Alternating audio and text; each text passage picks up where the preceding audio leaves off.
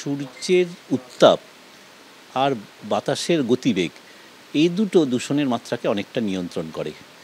মানে সূর্যের সারা রাত ধরে যে ঠান্ডা আবহাওয়াটার মধ্যে আমরা থাকি, তাতে পার্টিকুলেট ম্যাটার যেগুলো সেগুলো সব ভূপৃষ্ঠের কাছাকাছি নেমে আসে। ওই জন্য সকাল 8টায় যদি আমি দেখি, তাহলে আমি দেখব যে কোনো কোনো জায়গা হয়তো খারাপ হয়েছে। আবার যেই সূর্য উঠবে, সূর্যের আলো পড়বে, উত্তাপ বাড়বে, অমনি সেই পার্টিকুলেট ম্যাটারগুলো আবার উপর দিকে উঠে যাবে। ফলে এইটা কিন্তু কোনো বিজ্ঞান দিয়ে নিয়ন্ত্রণ করা যায় না, এটা প্রকৃতি নিয়ন্ত্রণ করে। যেমন আমি যে কথা বলছিলাম যে উত্তরে বাতাসের টানে যদি রাজ্যের বাইরে থেকে দূষণ ঢোকে এখানে, তাহলে আমাদের কিছু করার থাকে না।